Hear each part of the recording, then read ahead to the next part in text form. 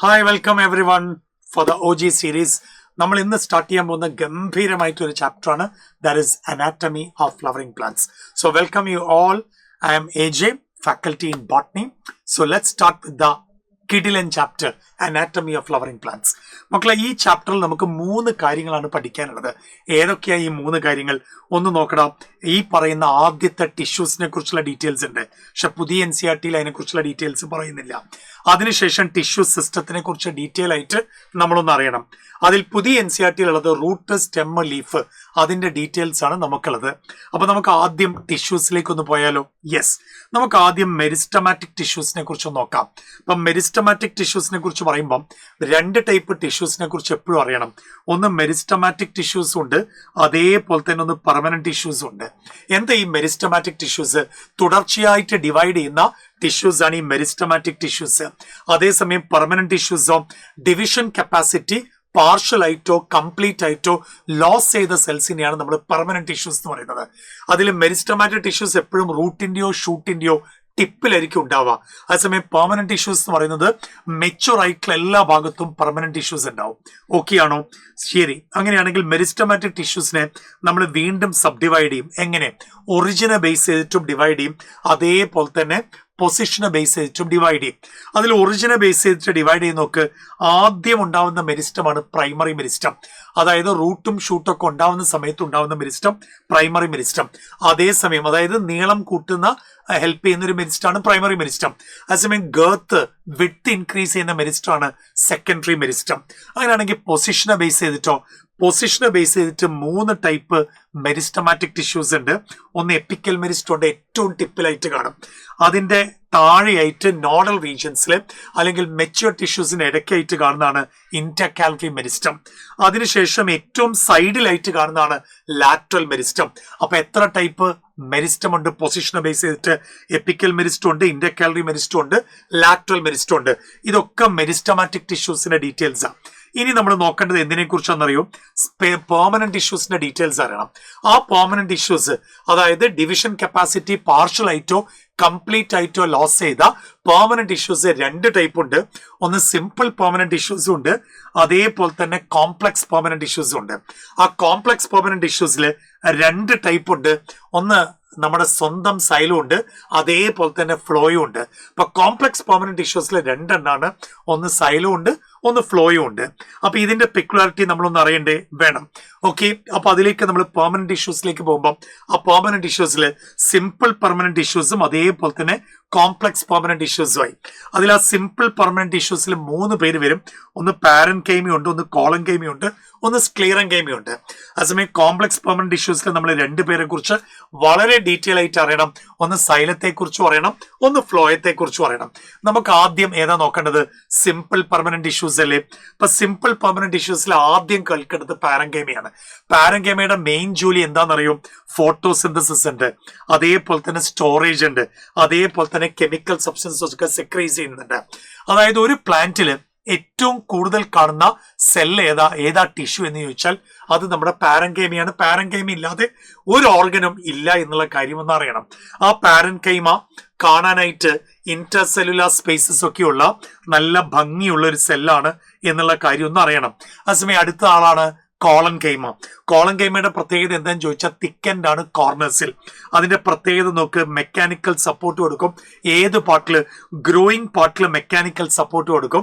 അതായത് വളർന്നു വരുന്ന സ്റ്റെമ്മിലും അതേപോലെ തന്നെ ലീഫിന്റെ തണ്ട് പീറ്റിയോളിലൊക്കെ സപ്പോർട്ട് കൊടുക്കുന്ന ആളാണ് കോളൻകൈമ എന്ന് പറയുന്നത്. ഇതേ കോളൻകൈമ വേണമെങ്കിൽ ഫുഡ് അസിമിലേറ്റ് ചെയ്യും. അതിൻ്റെ അകത്ത് ക്ലോറോപ്ലാസ്റ്റ് ഉണ്ടെങ്കിൽ കാണാനായിട്ട് എങ്ങനെയുണ്ടെന്ന് നോക്ക് കോളൻകൈമ.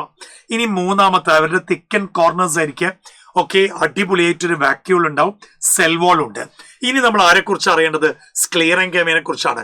സ്ക്ലീറൻകൈമ എന്ന് പറയുന്നത് നല്ല തിക്കാണ്, പക്ഷെ ഡെഡ് ആയിട്ടുള്ള ഒരു സെല്ലാണ്. അവര് 2 ടൈപ്പ് ഉണ്ട്. ഏതൊക്കെയാ 2 ടൈപ്പ്? ഒന്ന് ഫൈബേഴ്സും ഉണ്ട്, അതേപോലെ തന്നെ സ്ക്ലീറിഡ്സും ഉണ്ട്. അപ്പൊ 2 ടൈപ്പ് സ്ക്ലീറൻകൈമയുടെ കാര്യം നമ്മൾ എപ്പോഴും അറിയണം.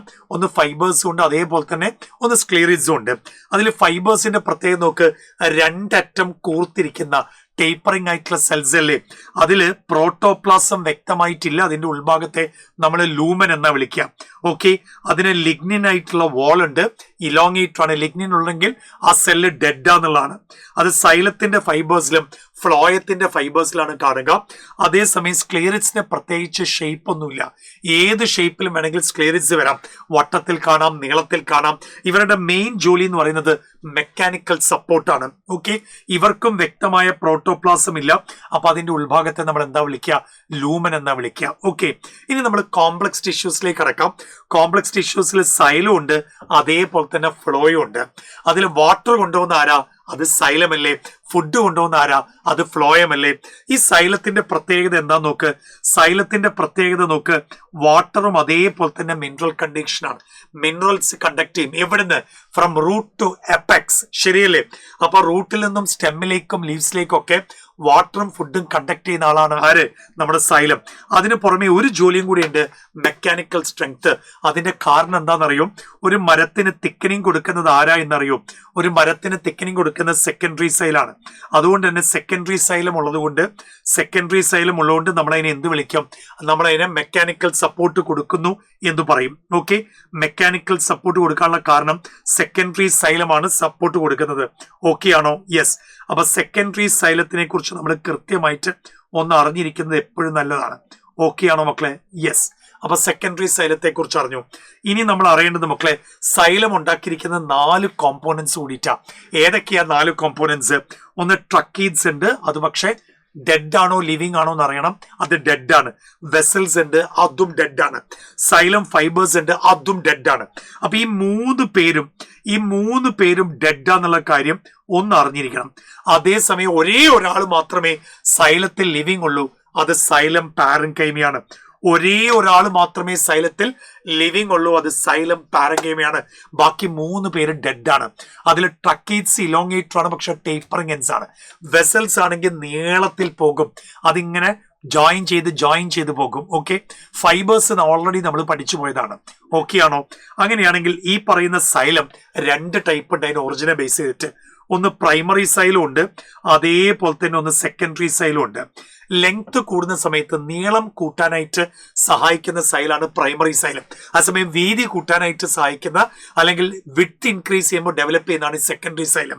കണ്ട, പ്രൈമറി ഗ്രോത്തിന് സമയത്ത് ഉണ്ടാവുന്നത് പ്രൈമറി സൈലം, അതേ പ്രൈമറി സൈലം എന്നുണ്ടാവുന്നത് പ്രൈമറി ഗ്രോത്തിന് സമയത്ത്.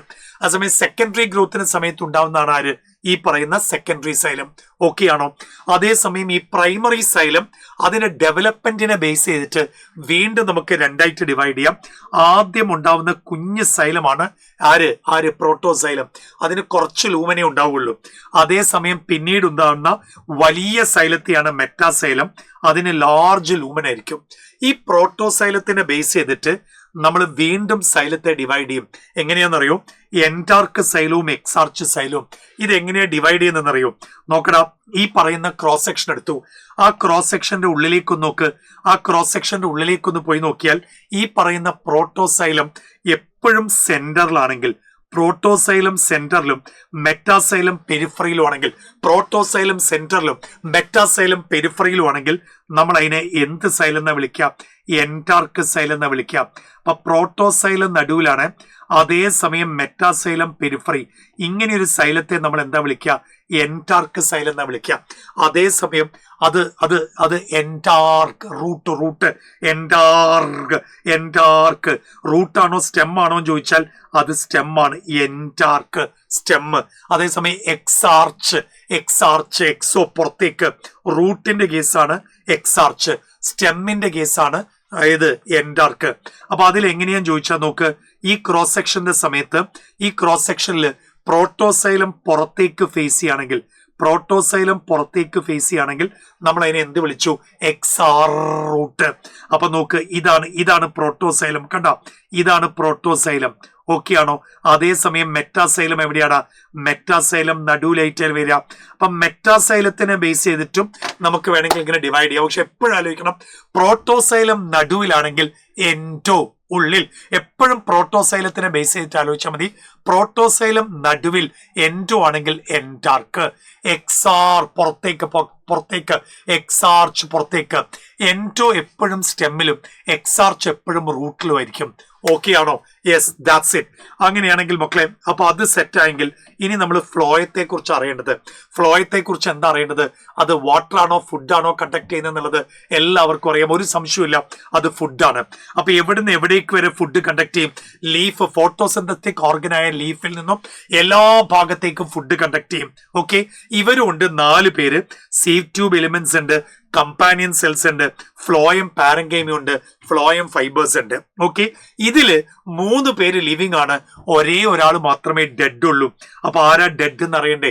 ഇതിൽ ഒരേ ഒരാൾ മാത്രമേ ഡെഡ് ഉള്ളൂ. അതാരാന്നറിയോ? അത് നമ്മുടെ സ്വന്തം ഫ്ലോയം ഫൈബർ ആണ്. സ്വന്തം ഫ്ലോയം ഫൈബർ ആണ്. ബാക്കി എല്ലാവരും ലിവിങ് ആണ്. ഓക്കെ, ഈ പറയുന്ന സീഡ് ട്യൂബ് എലിമെന്റ്സും അതേപോലെ തന്നെ കമ്പാനിയൻ സെൽസും ആൻജിയോസ്പേംസിലാണ് കാണുക. ജിംനോസ്പേംസിൽ എന്തുണ്ടാവില്ല?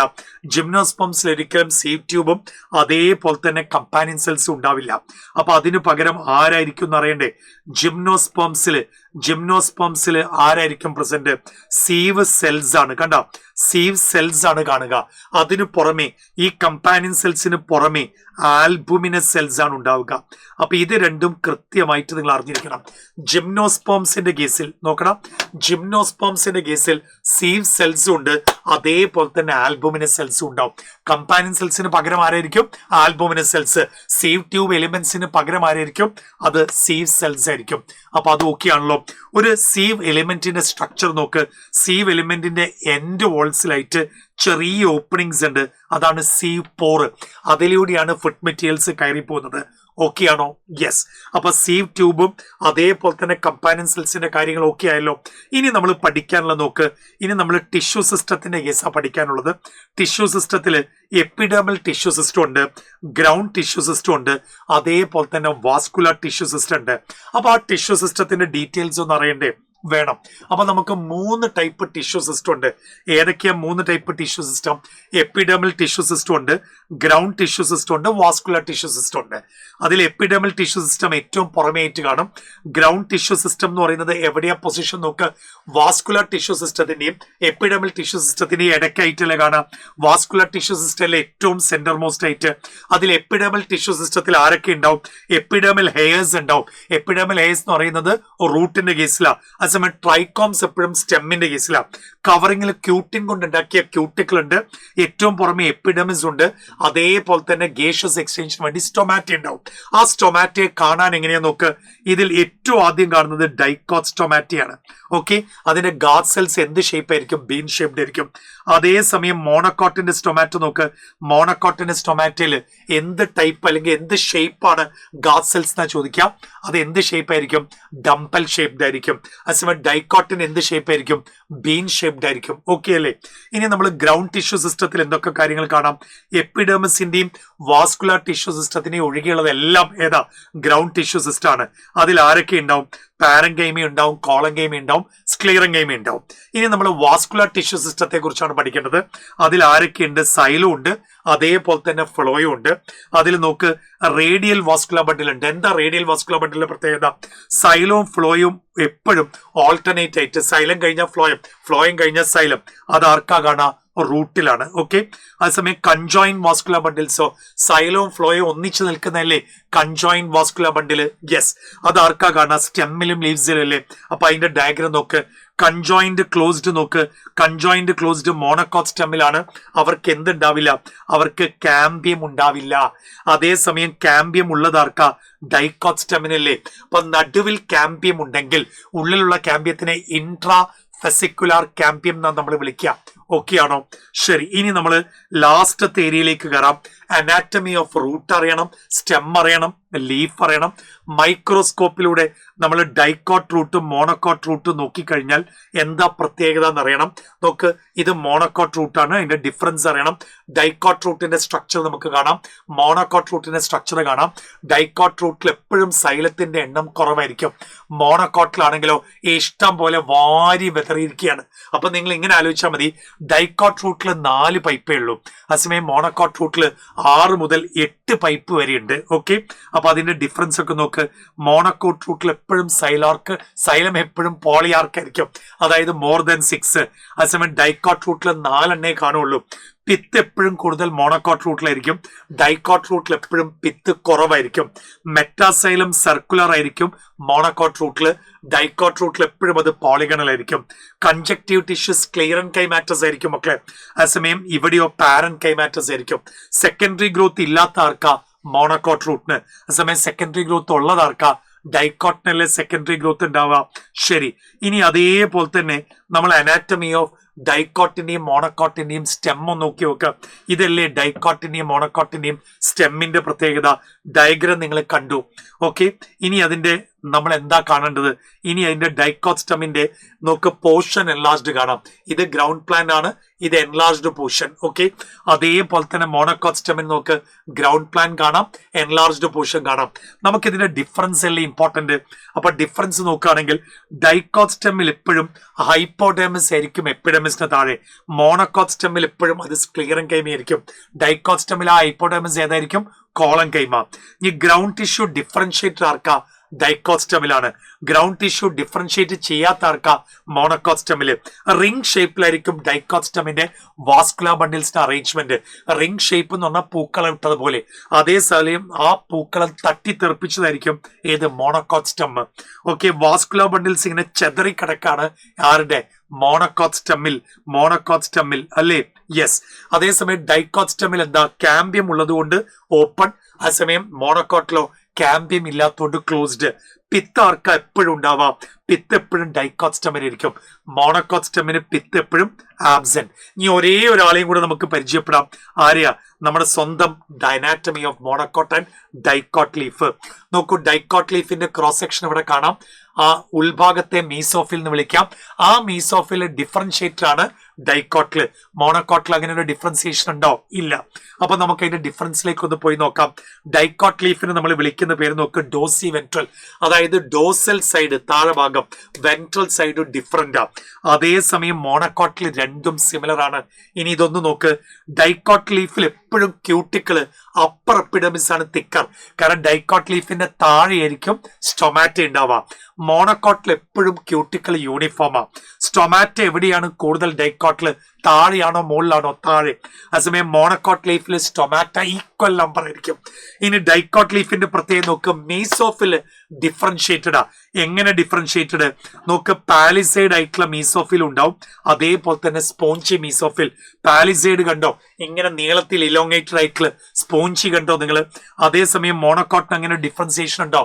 നെവർ. ഇനി ഡൈക്കോട്ട് ലീഫിൽ ഒരിക്കലും ബുള്ളിഫോം സെൽസ് കാണാൻ പറ്റില്ല. അതേസമയം മോണോകോട്ടിൽ ബുള്ളിഫോം സെൽസ് എവിടെ കാണും?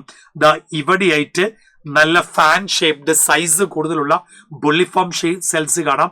ഈ ബുള്ളിഫോം സെൽസിന്റെ റോൾ എന്താ?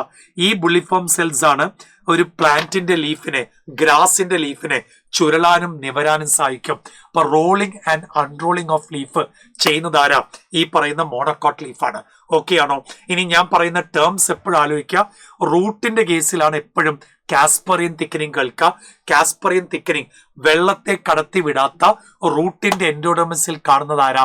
അത് കാസ്പറിയൻ തിക്കനിങ് ആണ്. അതേപോലെ തന്നെ കൺജക്റ്റീവ് ടിഷ്യൂ ആർക്കാ കാണാം? റൂട്ടിന്റെ സൈലത്തിന്റെയും അതേപോലെ തന്നെ ഫ്ലോയത്തിന്റെ ഇടയ്ക്കാണ്. അതേസമയം മെഡുലറി റേസ് ആർക്കാ കാണാം? അത് സ്റ്റെമ്മിലാണ്. എവിടെ? പറയുന്ന വാസ്കുലർ ബണ്ടിൽസിന് ഇടയ്ക്ക്. ബുള്ളിഫോം സെൽസ് ആർക്കാ കാണാം? അത് ലീഫിലാണ്. അത് ഏത് ലീഫ്? Monocot leaf. അപ്പൊ അനാറ്റമി നമ്മൾ അടിപൊളിയായിട്ട് കണ്ടു. എങ്ങനെയാണ് അനാറ്റമിയിൽ നിന്നുള്ള ടോപ്പിക്സ് ഡിസ്ട്രിബ്യൂട്ട് ചെയ്തതും നമ്മൾ കണ്ടു. ഓക്കെ, ഇനി നമ്മൾ അതിന്റെ ക്വസ്റ്റ്യൻസ് ലൈവിൽ കാണണം. Okay, fine. Thank you. By.